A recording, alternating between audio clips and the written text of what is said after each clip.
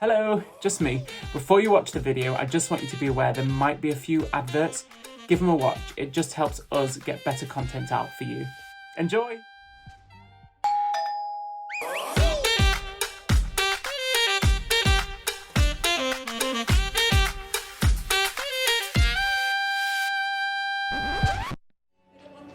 I didn't come here to meet a girl who loves my husband. I came here to help, but what do I do? Now, after this...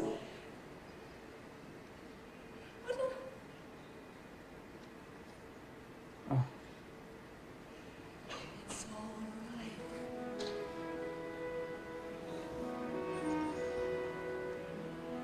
It's all right when I just imagine there's no face. She's not real. And I can tell myself it's all okay. But she's here.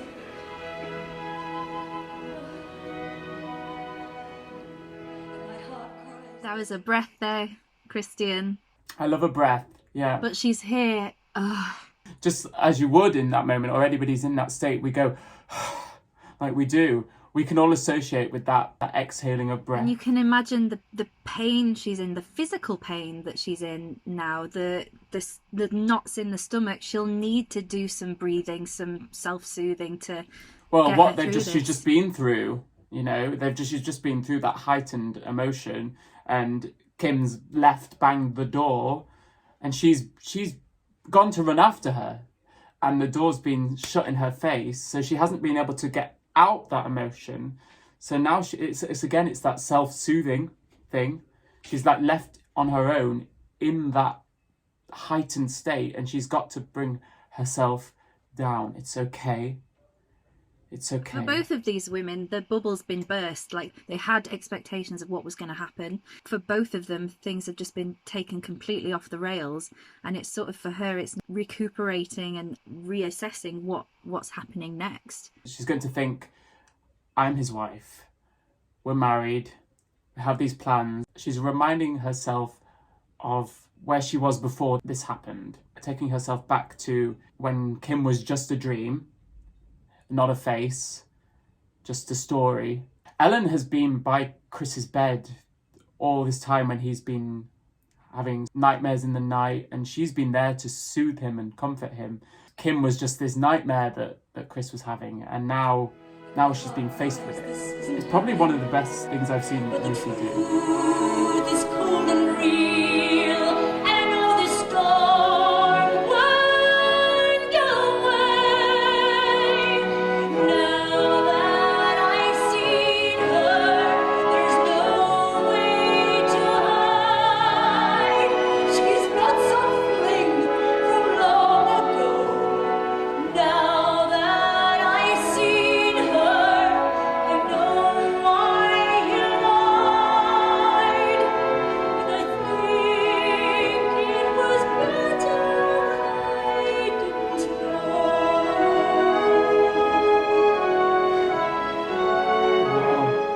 This is absolutely fascinating. I'd have to listen to it a bit more to really understand it, but it's like very interesting for the ear. You don't expect it to end so soon.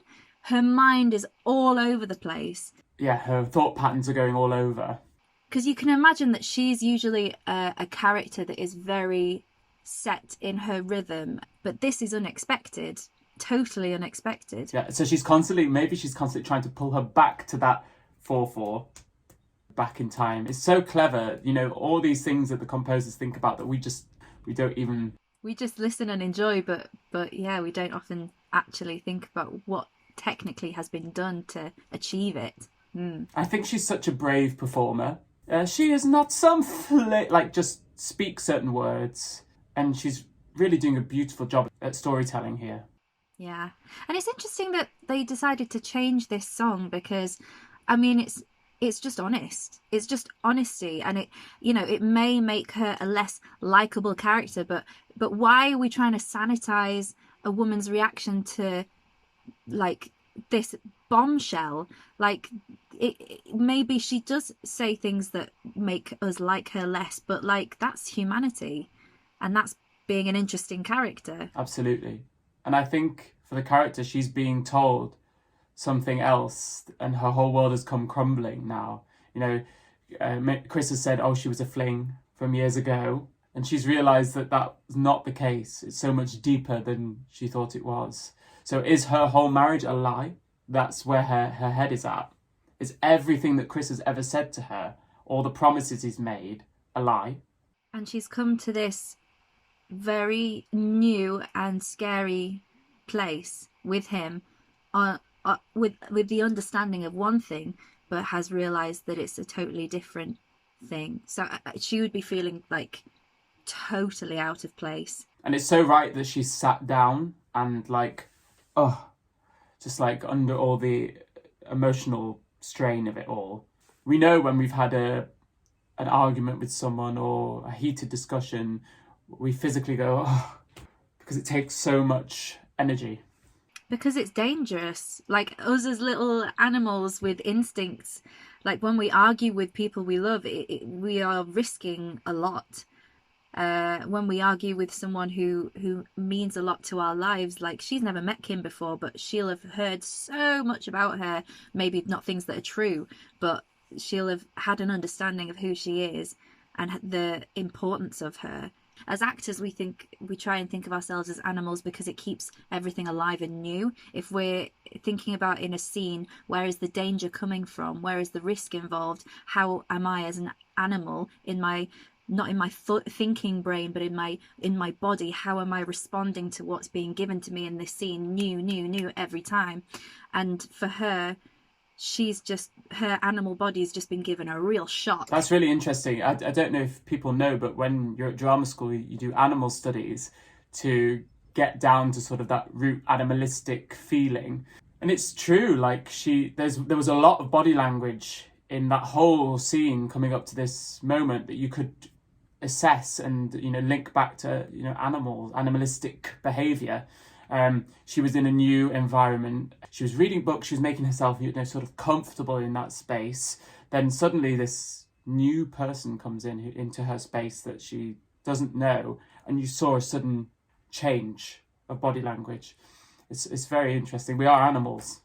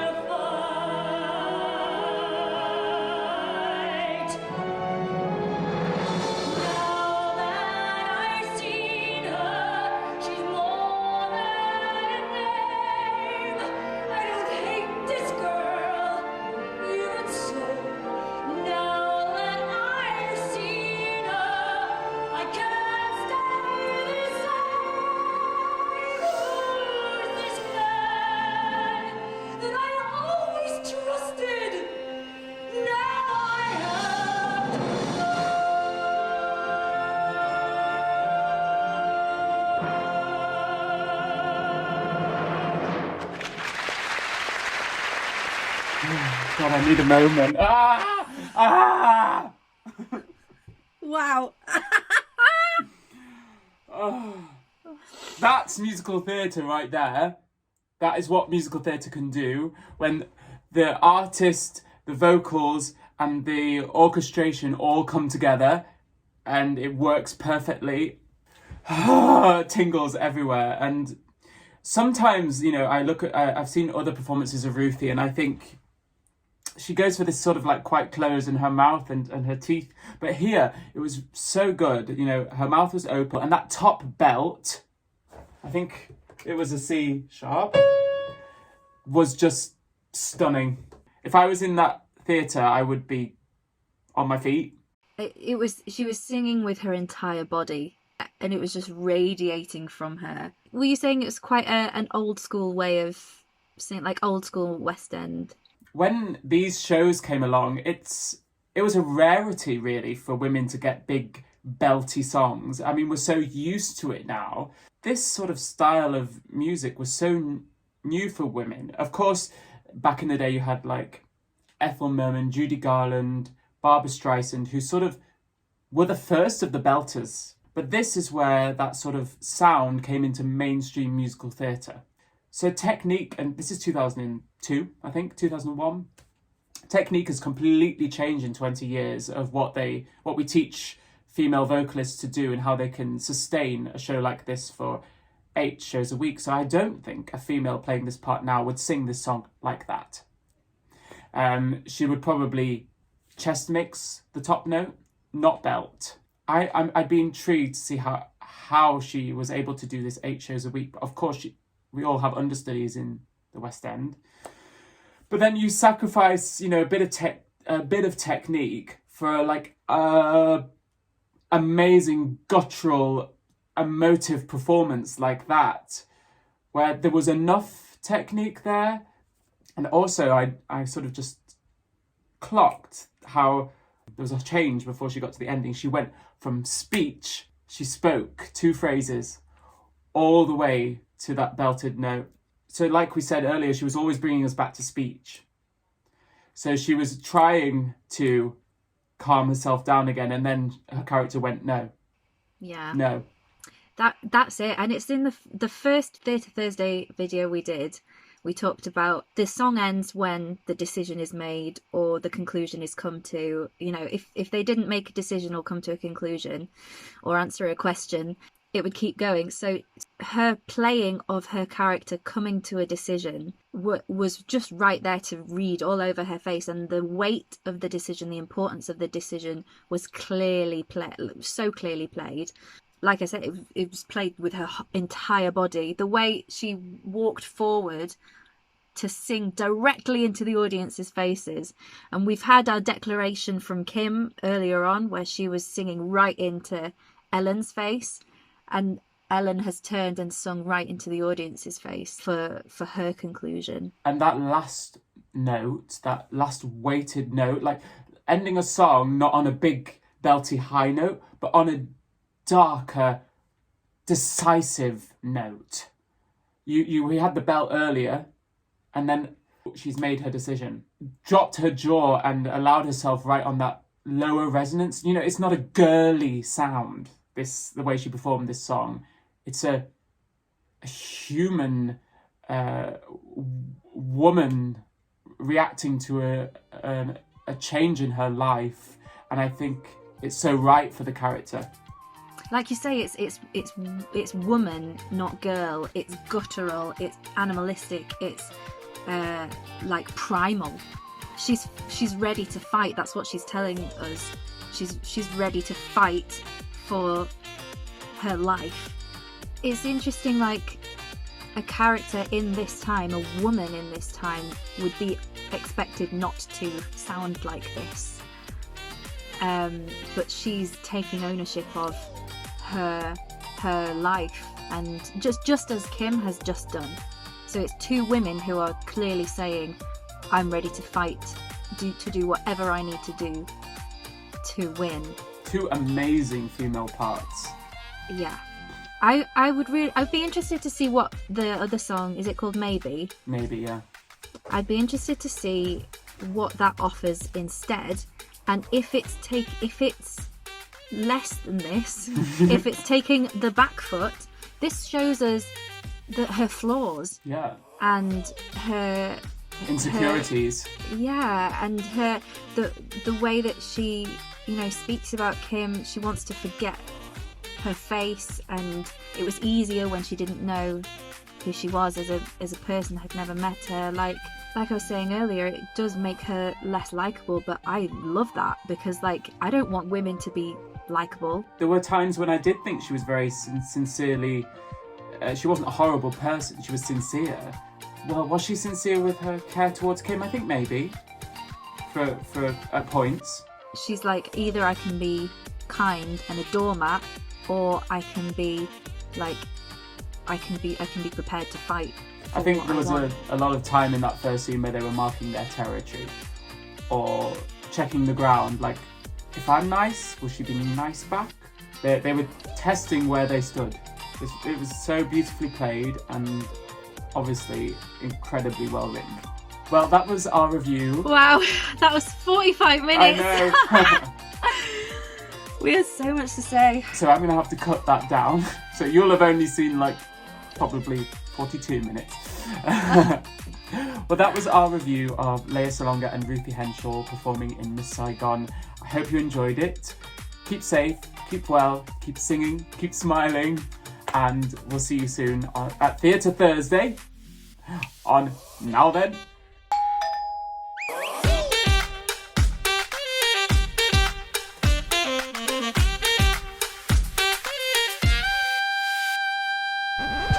Now then, now then, now then, now then.